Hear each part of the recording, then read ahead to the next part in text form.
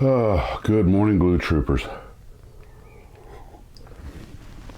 Well, I am back from safari, and when I got back, I found a box waiting on me. So let's see what we got. This is from Needham.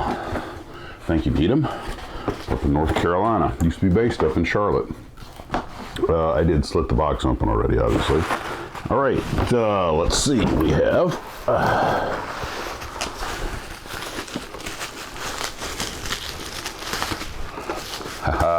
North Carolina means NASCAR.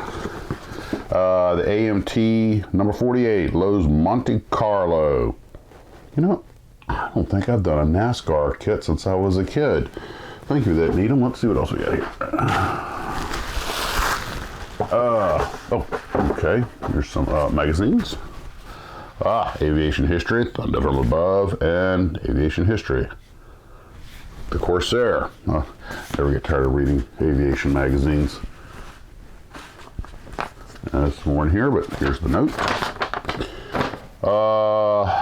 Max thought I would send you some kits in my stash that I think you will enjoy much more than I. Also enclosed a couple of magazines that might interest you. Please keep up the good work and as many live streams as you can pull off. Yeah, regrettably, I'm working weekends for at least this month and most of next month. I've got a couple options on that. I can either try doing the live stream during the week. I pick Saturdays because I figure best chance most folks are home, but there's no reason I can't do one during the week if you guys like, because I don't think I'm getting any weekends off for a while. Long story about bidding and stuff, and I won't bore you with it. I could get weekends off. Yeah, that gets into the whole bidding thing. I won't bore you with that. Your videos have helped make this pandemic somewhat bearable. Well, thank you. He gives his age here, but never tell. When you talk about most of these models, I can remember them when they were first released. Heck, I can remember when dinosaurs walked the earth, but my memory is not what it used to be. Needham. Thank you, Needham. Well, you've got 10 years on me, but I know the feeling, believe me. Let's see, and the other kit is... It's a Hot Rod 32 Ford Coupe by AMT. Boyd Coddington. Thank you, Needham. I don't actually, again, like the NASCAR, I don't think I've built a hot rod in, well, I've built these other kits recently, but they're more conventional cars. This is a true hot rod. I appreciate that, and they're going on the stash with the cars, and we'll get to them as soon as I can. I'm off for about 4 days, including today, and unfortunately, like, you know, all kinds of stuff going on. I've run into a little problem I won't bore you guys with. Oh, by the way, if you notice the hair, I did comb it. It just some days does that. I stepped on the scale today and realized since I've been back on the road, I have not been a good boy, and I have been ballooning. So it's going to be more coffee and less everything else here for a while. So one of the great things about this hobby, including making the videos, is it keeps me busy and it keeps my face out of the refrigerator. Now, I don't want to get off on a diet tangent.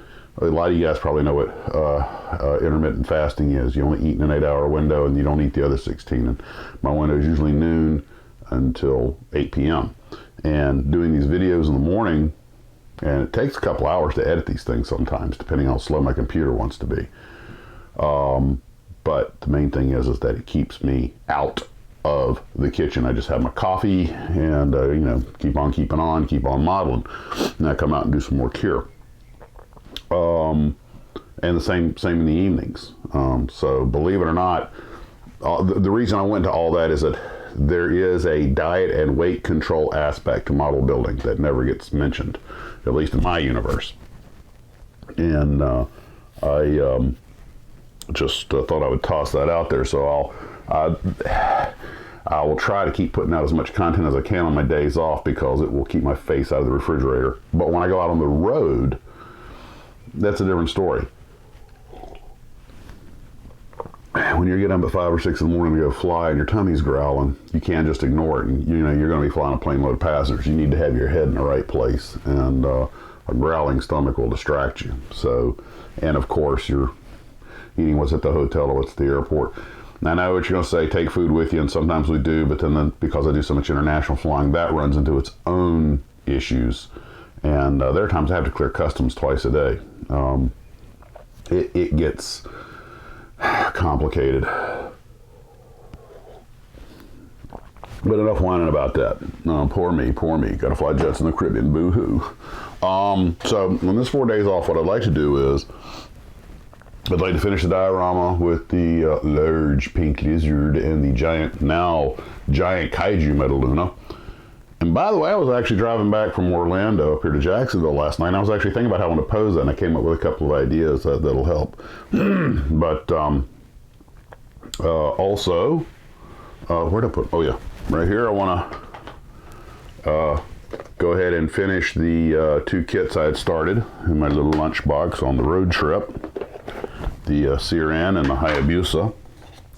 And I haven't opened this since I got home, but okay, it looks like they traveled well. Nothing appears to have, uh-oh, one of the tails popped off. Well, it barely fit in there, but it didn't break, it just popped out. So, it's got to be in here somewhere. Uh-oh, where'd it go? Ah, there it is, yeah. Okay, so I got all the parts. So, note to self, larger lunchbox, and at least 2 of them, one to keep the other stuff separate. We all remember what happened to the canopy on the Siran. And, okay, I want to get that done. I want to get to work on the rockets. So, these kits, the diorama, the 2 kits I started, the rockets, I think there was something else that I never mentioned this. While I was waiting on some stuff to harden, I put out one of the Tamiya. Oh, here. Come here. I grabbed one of these. I have 2 of these. 2 different folks had sent these to me. The Tamiya V1s, Fiesler Phi 103s. And while I was just sitting around waiting, I tossed it together. It took about 5 minutes to build that. Really. Except for the engine nacelle that I had to really hard press on, it didn't want to line up. It's typical Tamiya quality. There's only 1, 2, 3, 4, 5, 6, 7 parts to the thing. Oh, sorry, 8. There's one inside. So I might toss the other one together also real quick. This is the kind of thing that I like to just build when I'm, waiting on stuff to harden and everything or whatever. And what I think I might do is put one in the German markings and then put one in the American markings of the Loon, because externally I think they look the same. And we'll see.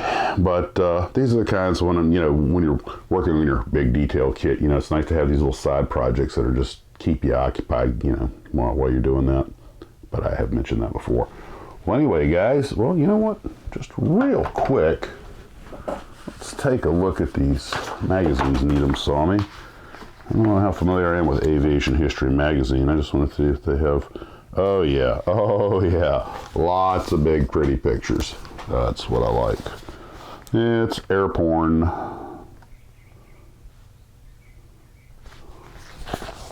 Jugs. That's my idea of Jugs magazine. I think you guys know where that, I just went with that. Ooh. I don't know who did this artwork, but nice, beauty, eh? Okay, get over the light doesn't reflect on it. Well, that doesn't seem like that's gonna happen, but anyway. Mike Mashat had just recently did a video on showing how he makes artwork and everything. And every time I see a piece of art like this, I just think about the amount of work and everything to go into it. And it's just, when I first saw it, I thought it was a photograph, and I'm like, wait a minute, there's no photo that good of a dog fight. And I realized, oh crap, that's artwork. Good gosh. Yes, I will definitely be spending some time face down in these. If this is the tri-motor I think of, because there's only a few of them flying, I actually had a chance to fly it in the 77 Lakeland Air Show and didn't do it. Or 78, 77. When you think of tri-motors, this is not what pops into mind. What is that? Let's say Not really Ford design or... Oh, Freddie Laker. Yeah. And he's a character. Let's see. This was Stouts 2A2 Illogical Step Forward. The Grotesque 3AT. Okay, yeah, well, it's part of the same family. And in this one. Well, okay, more beautiful photographs of... That's what my dad worked on when he was in the Air Force, B-29s. He was on the WB-29, which was the Korean War weather version, which I didn't realize until later on. I don't even think he knew it at the time because he was just, you know, wrench bender. But the a lot of the WB-29s were had special equipment on them for radiation. They were grabbing air samples after the Russians had started testing nuclear weapons. So a lot of those weather reconnaissance planes were also radiation reconnaissance aircraft. By the way, I don't know if you guys know this, but LaGuardia Airport's named for Fiorello LaGuardia. I've never seen this picture before. It's a great photograph. He was an aviator in World War I. That's one reason they named the airport after him. He was a big advocate of aviation. And he was in the, back then, Army Air Service. The first officer I just flew with on this trip, his dad was in the Army Air Corps when it became the Air Force, or I said it was his dad, or no, it was his grandfather? His grandfather, I think. Anyway, he was in the Army Air Corps when it became the Army Air Force, and then later the U.S. Air Force, but his wife never, ever, ever said he was in the Air Force. He was Army Air Corps, and she always put the Army Air Corps. She never, for some reason, that was just her thing. We're not having any changes here. Whoa. Oh, I thought his engine was on fire. It's one of, let's see, hold on. Yeah, okay. I thought his engine was on fire. He was taking hits. That's actually, he's firing, it's a Spectre. It's an old, you know, the AC-119. That's gunfire. He's shooting his gun, so that's why you see all the smoke and flame and everything. I thought he was taking, like, man, how did somebody get photographs from taking a hit like that? How have I not seen that photograph before? Hey, I'll relate a quick story to you. Oh, I know what this is. I know what this is. You guys know what this is too. I'm not going to say, but I do know. It's weird. Some people say it was the first jet, and some people say it wasn't, because I don't want to give it. It'd be the question of the day. What is that? And what made it sort of a jet and sort of not a jet? Come on, you guys are gonna have fun with that one. So, excuse me. I was going to tell you something a second ago before I saw that, and I totally got disrupted. So, okay, I'm going to go back and watch this tape and see what I was about to ask. Oh my God, I am getting old. The gears are slipping. Well, guys, I am sad to report that seeing that AC-119 reminded me of a story, and I cannot remember what it was. Yep, he was a nice man. But then the gears started to slip. Well, anyway, something else I thought I would talk about real quick before we go. I haven't built that many airliners because as a kid I was, well, maybe some DC-3s and the older stuff, but as the jets went, I used to say that, well, you know, they're here, they're not as interesting as military airplanes, but I'm going to let you know a little dark secret. I think airliners are one of the hardest things to build and get right, you know, because you can't put battle damage on them to cover your mistakes and your glue thumbprints and everything. I mean, they're like making new cars. That's why I tend to distress all the cars, make them like they've been on the road. I'm just covering up my mistakes.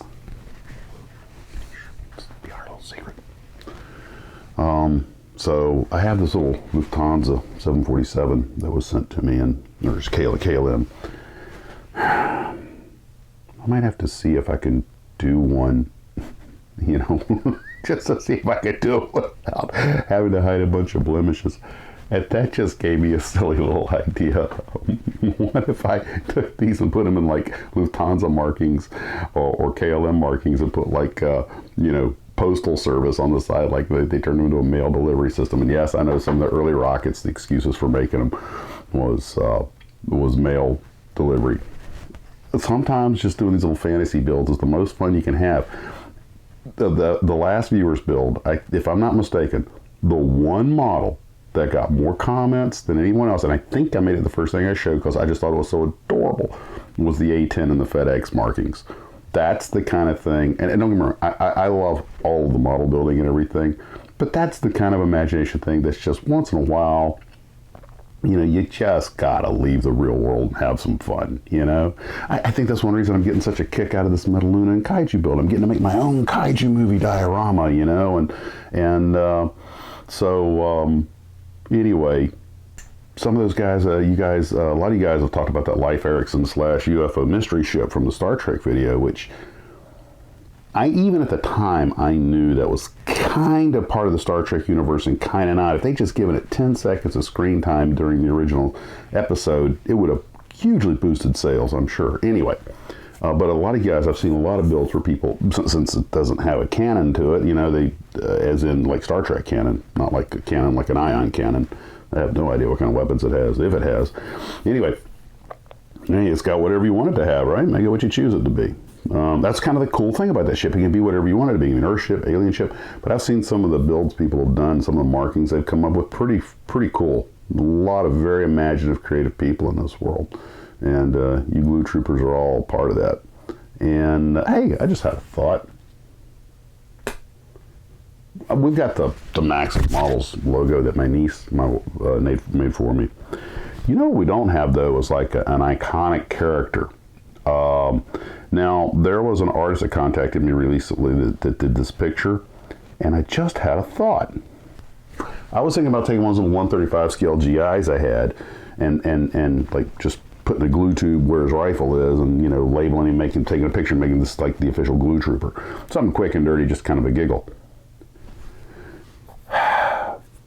Why don't you guys, if you want to, if you have some kind of military soldier figure, larger scale might work, but whatever, okay, come up with a you know, put a tube of glue in his hands or something, or a Star Wars stormtrooper, any trooper, it doesn't matter. It could be a highway patrolman, you know, state trooper, but kind of posing with the glue where he would normally hold a weapon or a baton or something. If you can come up with something and just send me the picture, maxxismodels@yahoo.com, I'll link it below, and I can send that to the artist who wanted to help, and he can maybe make us like an official little Glue Trooper icon. What do you think about that? That'd be just, you know, kicks and giggles, man. It's all about good fun, guys. Have fun with it. Make a Glue Trooper battalion. Anyway, well, guys, speaking, I never try to talk about the world situation. I leave all the world stuff out of what we're doing here because I think we all come here to escape this crap. But unfortunately, I do have to take a family member to get today. So it's going to impede my model building, but oh well, price I'm willing to pay for a healthy family. Well, guys, that's it for today. I want to thank you for joining me. I think it's time for another cup. And send me something you'd like to talk about also. Okay, guys, keep those cards and pictures coming. Or what was it they used to say? Keep those cards and messages coming? Cards and letters. Okay, kids, keep those cards and letters coming. Needham, thank you again for the models. I do appreciate it. Guys, I cannot tell you how much I appreciate these things. But please, please be patient. It's going to take me forever to build these things, which is wonderful. Got a lifetime supply of models. Great, I'm building anyway. So, guys, take care. We'll see you later and model on. Bad news, even with the decal restore, the GB decals just came apart. I think they're just too old. I'll try one more time, but it looks like I'm going to have to find some more decals for it. I could not find any aftermarket ones. I'm going to have to just buy another GB kit that hopefully has good decals. These were micro scale. I don't know if they're original to the kit or if they were something that TD had put in afterwards. And TD, I'm sorry I'm running into these problems, but I'll get it worked out. Remember, these aren't problems. They're challenges. Model on.